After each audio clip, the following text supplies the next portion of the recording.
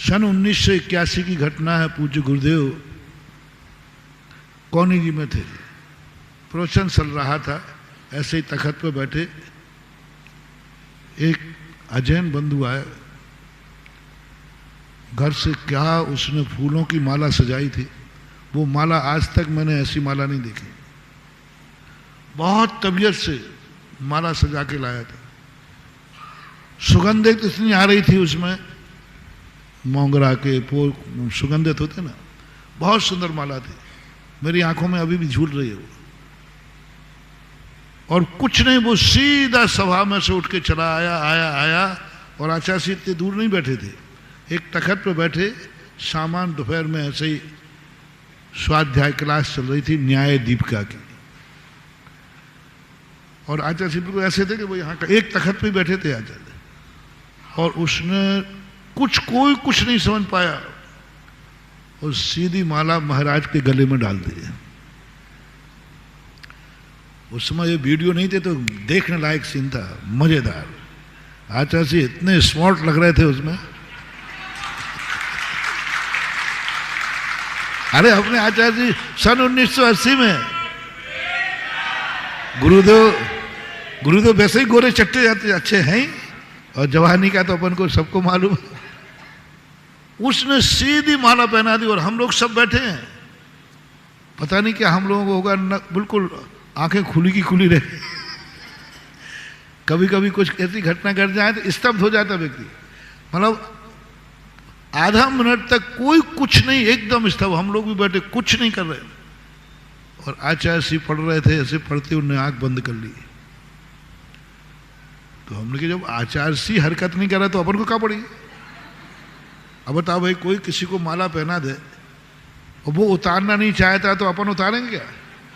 और बड़े आदमी, और हम लोग नए नए लोग थे, आगम सागम आगम आगम कुछ नहीं जानते थे, बहुत नए थे। अभी मुश्किल से साल 6 महीने, एक पहले ही चतुर्मास हुआ था मुक्त। तो हम लोग कहें कि भाई आचार्य जी को अच्छी लग रही, तो अपन क्या बोले। हाँ, आचार्य ने आंख बंद कर दी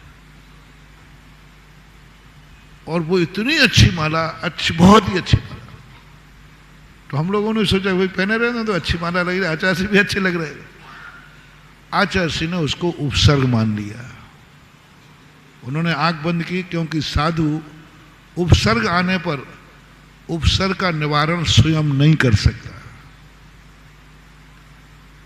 उपसर्ग आते ही हम लोग उपसर्ग का निवारण स्वयं नहीं करेंगे।